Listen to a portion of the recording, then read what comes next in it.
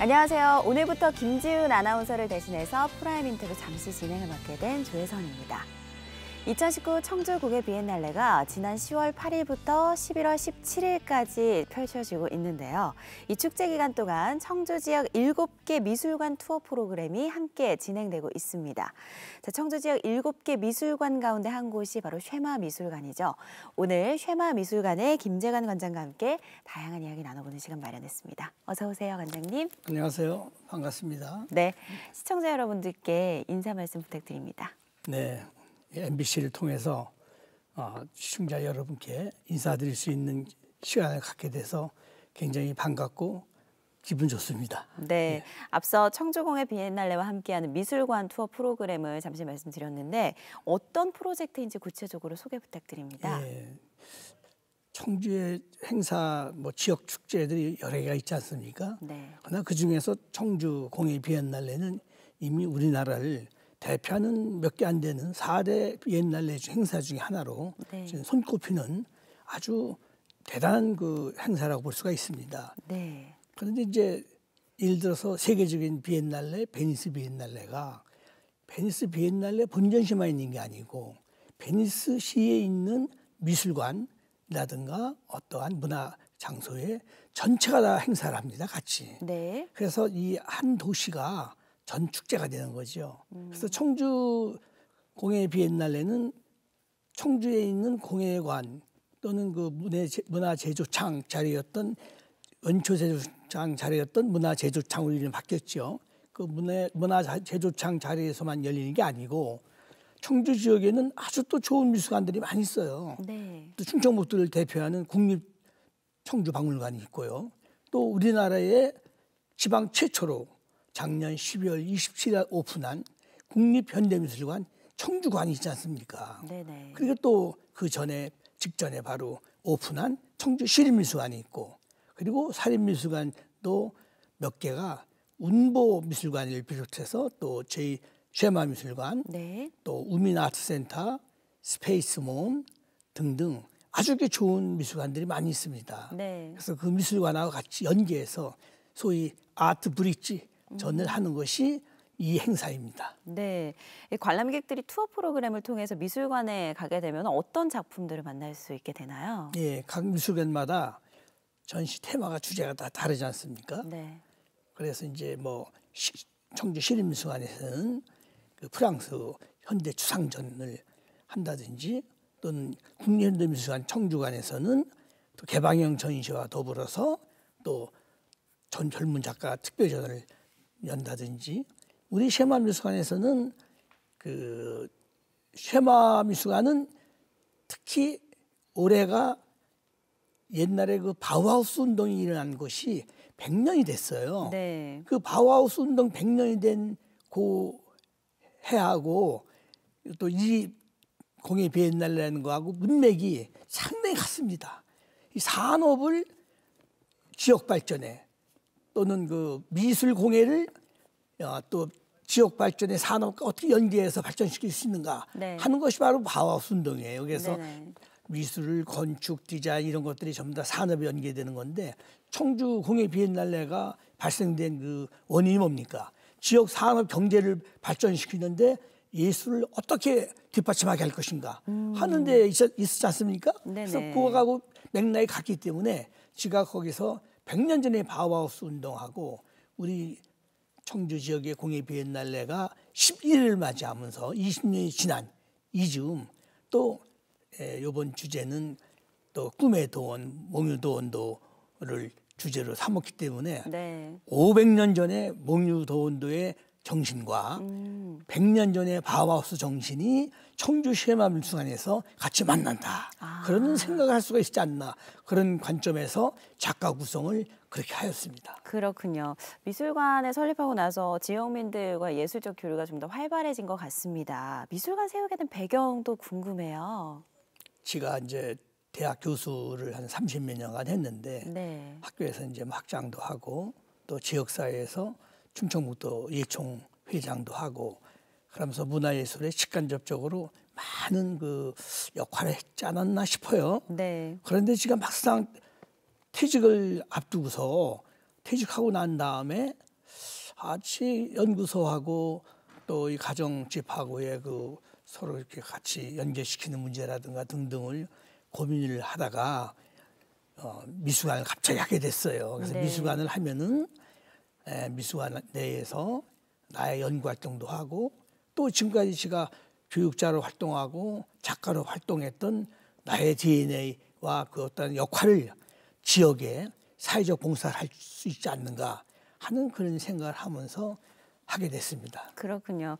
지난 10년 동안 이제 미술관에서는 관장님의 작품 전시뿐만 아니라 다른 작가들의 작품도 전시가 됐을 텐데 그동안 대표적인 작품들은 어떤 것들이 있었을까요? 소위 그 하녀라는 영화의 제 작품이 전체 배경이 됐어요. 그래서 그때 이제 평면 작품은 전부 다 회화 작품은 제 작품이었고 20몇 점이 네. 그리고 또 설치 예술가 배영환이라는 작가의 작품이 입체 작품으로 이제 나갔는데 그 하녀에서 전시됐던 제 작품 20여 점과 그 설치 작품 배영환 씨 설치 작품을 가지고 네. 우리 시험에서 전시를 했습니다. 와. 그때 굉장히 많은 사람들이 관심을 갖고 와서 네. 보고 그랬는데 그 전시와 이제 그 이후에 국제전을 특히 많이 했어요. 지가 국제 활동을 많이 하기 때문에 그런 이유도 있지만 또 지가 아시아의 중심, 세계의 중심은 새로운 중심은 동북아, 특히 한국, 또 한국 중에서도 중앙인 청주다 하는 캐치프레이를 가지고서 네네. 아시아의 중심과 미래라는 타이틀로 전시를 한일전, 한중전, 한중일전 또는 뭐 한태국전, 한국과 인도전, 또 작년에는 프랑스와 한국전 이런 등등을 해서 국제전을 많이 했습니다. 그것뿐만 아니라 청주의 젊은 작가들을 발굴해서 네. 젊은 작가 지원 전시를 많이 했고요. 또 어린이들 수업을 하기 때문에 예술 체험 수업을 하고 난 다음에 결과 보고전 이 매년 어린이들을 위한 특별전을 또 합니다. 아, 네. 그래서 그런 등등 또 우리 지역 사이의 문화적 이 콘텐츠를 어떻게 예술로 소화시킬까 해서 미호천을 찾아서라는 테마로 지역 문화와 소위 현대 미술을 접목시키는 그런 전시도 하고 뭐 중요한 전시가 많이 있는데 네. 일일이 얘기하려면 10년 세월이기 때문에 그러니까요. 많습니다. 네, 하루라도 모자랄 것 그냥 같은데. 언뜻 생각나는 것만 했습니다. 네, 정말 이렇게 다양한 전시회를 통해서 지역민들에게 좋은 작품을 소개할 수 있는 그런 계기가 됐을 것 같습니다. 요즘 또 대부분의 미술관에서는 작품 전시뿐만 아니라 다양한 체험 활동도 함께 진행이 많이 되고 하죠. 있잖아요. 혹시 뭐 교육 프로그램 같은 것들 진행되고 있으면 많죠. 소개해 예술 주시죠. 체험을 네네. 통해서 하는 어린이 교육 프로그램 또 현장에 나가서 하는 프로그램 시내에 있는 유치원 교육기관들이 연계해서 같이 방과후 교육으로 하는 프로그램 네. 등등이 아주 많습니다. 이게 그 프로그램들이 그런 역할을 하고 있을 수도 있는데 관장님께서는 미술관이 또 지역민들에게 어떤 역할을 하는 곳이라고 생각하시는지도 궁금해요. 미술관은 미술관 그 자체가 있는 것만으로도 미술관은 계속 작품을 소장해 나가야 되지 않습니까? 지역의 좋은 작품들을 계속 소장하면서 그 작품들이 나중에 또 물려지면서 좋은 자산이 될 수가 있죠. 지역의 자산이 될 수가 있고 또 하나는 그 청년 작가들, 네. 청년 작가들을 발굴하는 전시를 많이 해요. 그래서 지역에 봉사를 하는 거죠. 미래의 꿈을 키우는 거니까요. 그리고 또 지역의 원로 작가들 또는 그런 중요한 작가들, 청주 작가이지만 해외나 또 외지에 나가 있는 작가들, 네네. 그런 작가들이 고향에 와서 전시할 수 있는 그런 기회를 마련해 주는 거죠. 이제 그런 등등. 그리고 지역 간의 교류전, 청주와 광주 작가들 간의 교류전 이런 등등을 통해서 우리 지역 발전에 상당히 많은 기여를 한다고 자신 있게 말할 수 있습니다. 네, 관장님의 이런 생각들이 지역민들을 위한 예술 문화 공간으로서의 역할을 톡톡히 하고 있다는 그런 생각이 드는데요. 자, 프라임 인터뷰 오늘은 쉐마 미술관 김재관 관장과 함께하고 있습니다. 계속해서 다양한 이야기 더 나눠보도록 하겠습니다.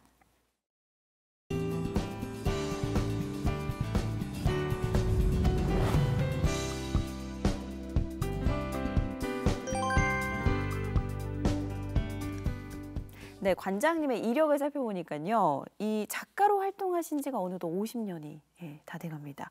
어릴 적부터 이렇게 미술에 재능이 있으셔서 이렇게 미술 쪽에 발을 들여놓게 되신 건지 어떤 계기로 미술계를 선택하게 되셨나요? 좀 뭐 소질이랄까? 네. 재주가 좀 있긴 있었는가 봐요. 그런 것 같고. 아무래도. 네. 또 제가 태어나길 사진관집 아들로 태어났습니다. 아, 그래서 사진관집 아들 태어나서 늘 어떤 영상, 이미지 등등 이런 걸 보면서 자랐죠. 그래서 작품에 대해서 그런 관심이 좀 있긴 있었는데 작가를 해야 된다는 생각은 안 했어요. 사실 아버지는 제가 상과를 가기를 바랬고 네. 아버지가 하는 사업을 또 물려서 했으면 하는 생각도 했는데 중학교 2학년 때 미술 선생님이 네. 자네는 그 재주가 좋은데 미술반을 들어서 활동하는 게 어떡하느냐 했는데 제가 선뜻 대답하고서 들어갔어요. 아, 네네. 그래서 중학교 2학년 때 미술 활동을 한 것부터 따지면 사실 그림 그리는 역사가 60년 넘지요. 그러네요. 근데 이제 대학에서 첫 추상을 한 걸 배우고 그림을 그린 것이 벌써 50년이 넘었어요. 네. 그러니까 참 긴 세월 작가 활동을 한 것 같습니다. 이런 과정을 거쳐서 이제 한평생 미술에 몸담고 계신데요. 또 하나 이력 중에 하나가 미술학 박사 1호라는 거예요. 사실 1호라는 말은 말 그대로 1호, 최초, 제일 처음이라는 것일 텐데 이 부분에 대한 설명 좀 부탁드립니다. 제가 사실 대학을 1965년도에 첫해 실패를 했어요. 네. 이제 여러 가지 전공 선택에 문제가 있어서 실패를 했는데, 그러고서 이제 그 다음에 정말 그 미술대학을 가야 되겠다 해서 다시 이제 홍익대학 미술대학을 사실 지원하게 된 거지요. 네. 근데 사실 저 옛날 얘기 자랑한 게 아니라 그때 홍익대학에 전교 수석으로 들어갔어요. 제가요. 오, 네. 전교는 미술과만 아니라 상대, 뭐 건축과, 공대 다 합쳐서 수석 특세생으로 들어갔는데 네. 다시 또 뭐 20몇 년이 지난 다음에 교수를 하면서 모교에 박사과정이 생겼는데 박사과정을 들어갈까 했는데 그게 처음 공부한 우리나라에 처음 생긴 미술학 박사과정이에요. 거기에 첫 응모를 했는데 그때 2명의 합격자가 났어요. 네네. 근데 한 20몇 대를 냈어요. 그 중에 이제 제가 이제 첫 번째 합격자는 1등이 됐기 찍었대요. 네네. 그래서 한 분은 포기를 하고 아. 저는 4년 반 동안에 계속 참 열심히 공부했습니다.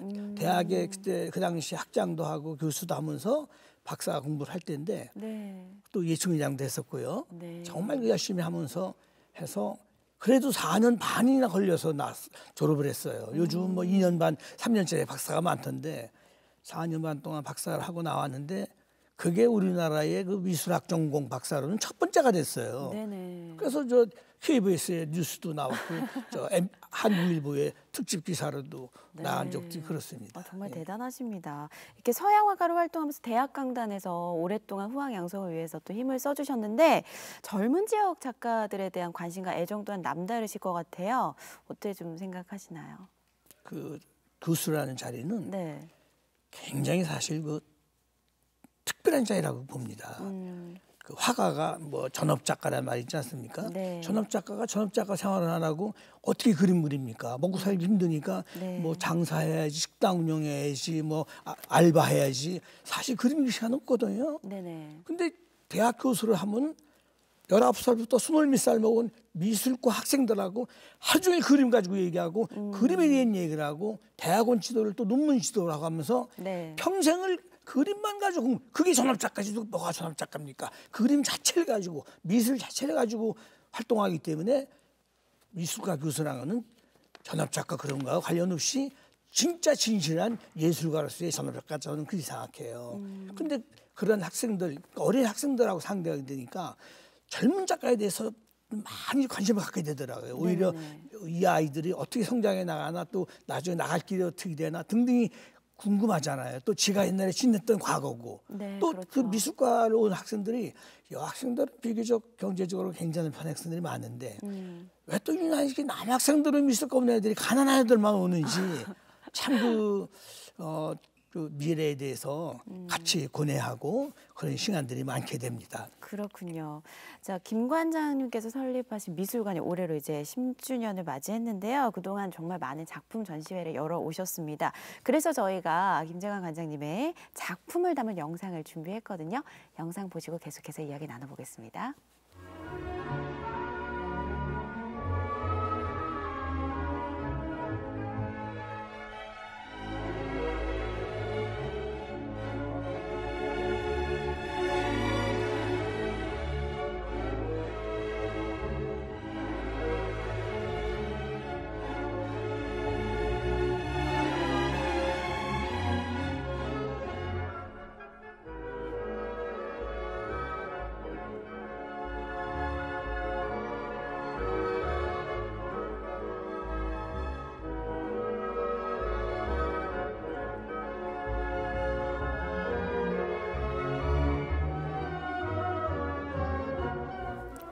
네, 화면을 통해서 관장님의 작품들을 좀 짧게나마 감상을 했는데요. 미술관 10주년 기념전으로 관장님의 작품들로 특별전을 열었다고 들었습니다. 이 10주년 기념전에 대한 설명 좀 부탁드립니다. 예, 제가 미술관을 만들어 놓고 네. 10년이 됐는데 그동안 아까도 말씀했듯이 제 개인전 한 번도 안 했거든요. 네. 다른 사람들 전신했어도. 그래서 이제 그룹전이라든가 국제전, 단체전 같은 걸 통해서는 참여했는데 개인전 안 했기 때문에 여러 사람들하고 상의하다 보니까 아이 뭐 저 교수님 작업 전시를 하면 어떻겠어요? 그렇게 얘기를 하더라고요. 그래서 네. 가만히 있어라. 내가 청주서 고향에서 전시를 한 게 20몇 년이 넘었구나. 그 생각이 들어가지고 네. 아 이번 기회에 어떻게 보면 적기 같다. 또 내가 언제 청주서 또 전시를 하게 될지도 모르는 거 아닌가 싶어가지고 지금까지 있는 많은 작품들 중에서 좀 대표적 성격을 가지고 있는 특징을 가지고 있는 그런 작품들만 발췌해가지고 평면, 회화, 설치, 영상까지 해서 다양한 장르로 해서 한 30점 정도 전시하면서 열린 것 같습니다. 네, 그렇군요. 서양화가 김재관 작가 하면은 그 한국 현대미술의 기하학 추상의 큰 획을 그은 작가로 평가를 받고 있어요. 미술관 10주년 기념전도 이 기하학적 추상화 작품으로 꾸며졌는데요. 김재관 그 작가님께 관장님께 추상화란 어떤 의미인지 또 추상화에 매달리게 된 이유도 또 궁금해요. 제가 이제 자신 있게 네. 저를 제 자신이 기하학 추상회화라고 얘기할 수 있는 거는 네. 제 자신만의 말이 아니라 다른 평론가에 의해서 이렇게 붙여진 의미예요, 사실은요. 네. 왜 그런가 하면 기하학이라는 걸 가지고 작품 활동한 사람은 아주 많지는 않아도 적지도 않습니다. 좀 있는데 그 작가들이 저처럼 50년이 넘는 세월을 기하학적 관점을 가지고 작업한 사람이 없어요, 우리나라에. 네. 다 조금씩 하다 말든지 그 기하학이라는 테마를 가지고 일시적으로 한 사람들이 있고 또 하다가 포기한 사람은 있어도 네네.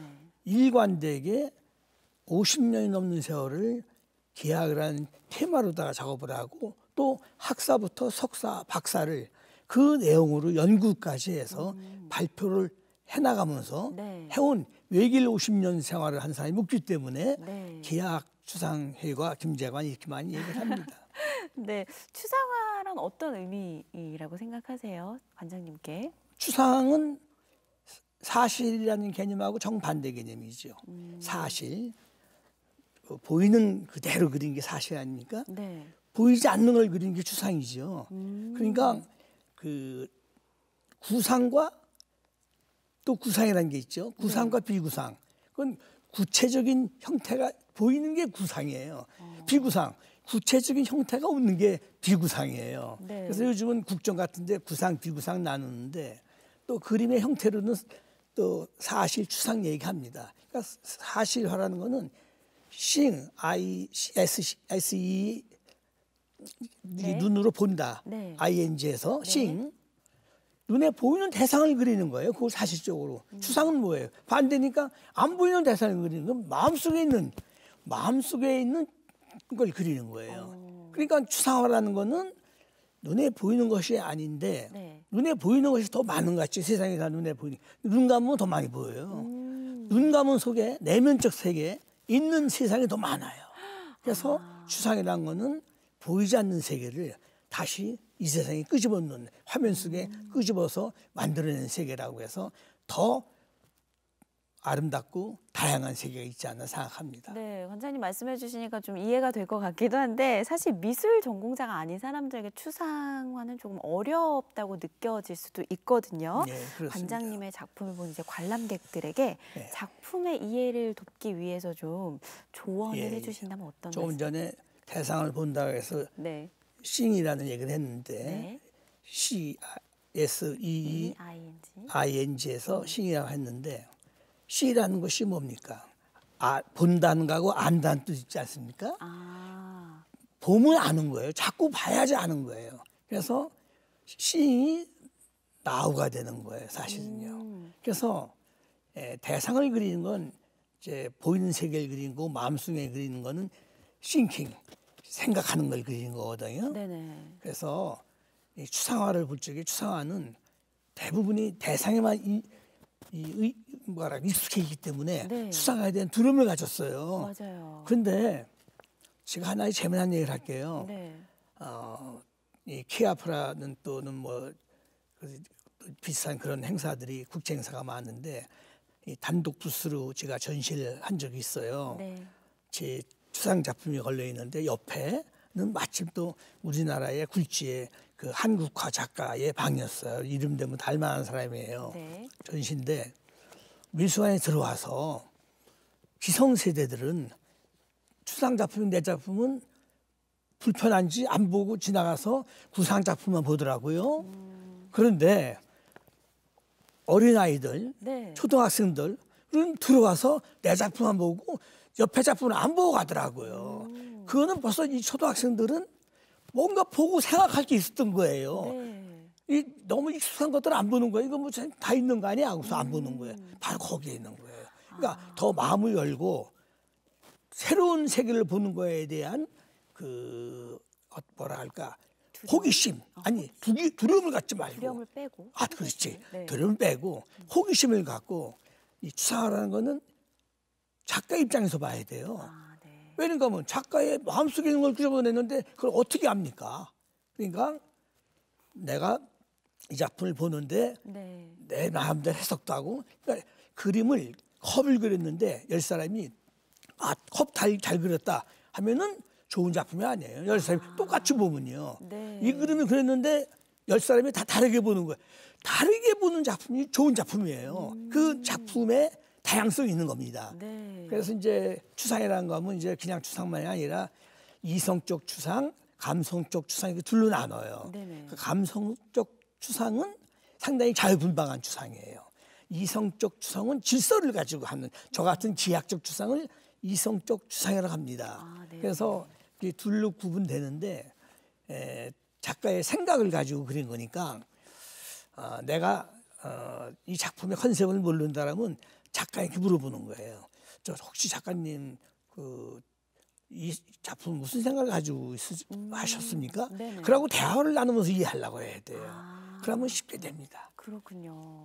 막연하게 되게 어려울 거라고 생각했는데 그렇죠. 관장님 설명 들으니까 또 모르는 게 당연하죠. 네, 용기가 그래서 나네요. 예술이란 거는 그림이란 거는 그 아까 얘기했지 CING 맛처럼 네. 자꾸 보면 볼수록 안다.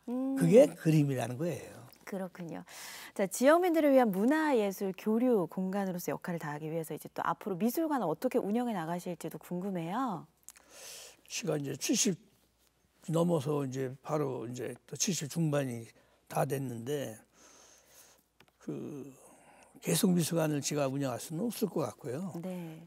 저는 지금 제 작품을 하는데 좀 심혈을 기울여야 되는 그러한 위치에 있기 때문에 제 가족 중에 뭐 아침 학예 실장하고 있는 제 며느리가 큰 며느리인데 네. 또 미술을 전공했고 또 이화대학에서 회화로 석사까지 한 사람이고 또 학예사 자격증도 가지고 있고 그래서 또 지금 제 밑에서 한 7년간 운영에 참여를 해왔어요. 네네. 그래서 어느 정도 이제 베테랑이 됐지 않는가 해서 그 사람이 결국 해야 되지 않나 이런 생각을 하게 되고 사실 가족 중에는 또 제 둘째 아들은 서울 한예종 한국에서 종합백과 나왔는데 네. 지난 6월 달부터 10월까지 베를린에서 아주 세계적인 전시를 했어요. 네. 오수민 씨가 소프라노 오수미가 조수미 씨. 조수미 씨가 네네. 소프라노 조수미가 그 오프닝 송을 불렀어요. 그 정도로 네네. 뭐 한국 독일 대사 다 나오고 외국인도 다 나와서 이제 그 작가가 있어요. 우리 아들 중에서도요. 네. 그래서 그 아이들이 다 이제 해나가야 되지 않나 그런 생각을 하죠. 그렇군요. 자, 서양 화가로 활동하신 지도 이제 50년인데 앞으로의 활동 계획도 궁금합니다. 활동 계획은 저는 지금까지 국제 행사와 국내 행사를 반반을 해왔어요. 네. 사실 우리나라 화가들 중에서 제가 그 8, 90년대는 동경에서 활동을 참 오랫동안 했어요. 사실은요. 한국에 살면서도 동경에서 개인전을 6번이나 열 정도로 네네. 활발하게 해왔는데 지금은 그렇습니다. 지금은 제가 앞만 보고 왔고 또 저도 제 자신이 어디로 가는지 잘 모르고 네. 우선 내 작품에 충실하자. 그래서 계속 내 작품에 발전시키고 해체시키고 다시 형성시키고 또 해체시키고 또 이렇게 하는 다양한 변화를 거치면서 작업을 해왔는데 세상이라는 게 참 누군가가 이 사람이 어떻게 사는가 하는 거를 지켜보는 사람이 있구나 하는 걸 제가 느꼈어요. 금년에 제가 전시하는 동안에 네. 국립현대미술관 관장과 큐레이터 대부분이 다 왔다 가고 또 옛날에 국립현대미술관 관장하다가 지금 원주에 있는 뮤지엄산이라고 한솔 그룹에서 하는 네. 세계적인 미술관이에요. 그 미술관 관장서부터 학예실 팀들이 다 왔다 가고 서울의 중요한 그 유명한 갤러리들이 5군데나 왔다 갔어요. 네네. 그런데 그 중에서 한 갤러리가 그 앞으로 좋은 전시를 기획해서 단계적인 발표를 하자 하는 제의가 들어와가지고 네. 지금 오픈시켜서 말할 수 없습니다. 비밀이라.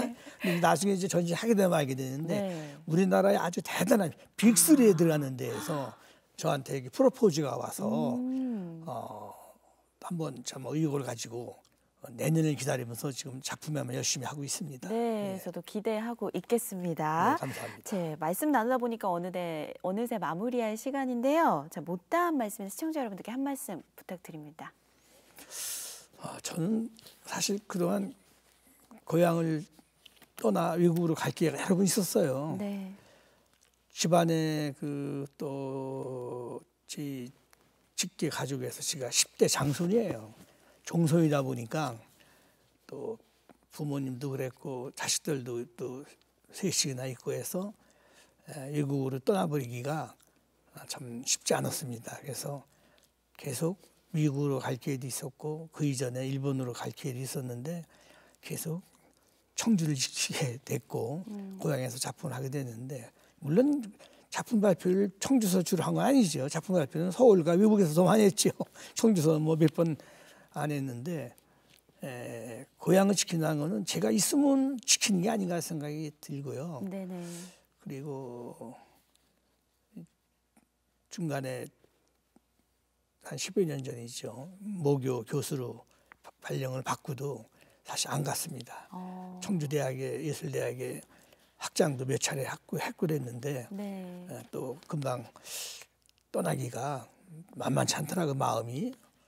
그래서 결국은 내가 태어난 이곳에서 다시 몸 묻게 되지 않나 이 생각이 들어서 작품은 뭐 수도 없이 하니까 내 작품이 뭐 파리 가서도 걸려 있고 도쿄에 가서 걸려 있고 뉴욕에 가서도 걸려 있고 서울에 가서도 걸려 있고 청주에서도 걸려 있고 뭐 그렇게 사방에 흩어져 있더라도 내 자신은 고향에 있으면서 인생을 마무리해야 되지 않는가 그런 생각을 하고요. 네. 또 여기 있으니까 많이 가르친 거의 40년 넘는 동안의 교직 생활을 했는데 그동안에 가르친 또 제자들이 또 찾아오기도 하고 그 제자들과 만나서 또 좋은 얘기 나누고 네. 하는 그것도 또 낙이지 않는가 이런 생각을 합니다. 그렇군요.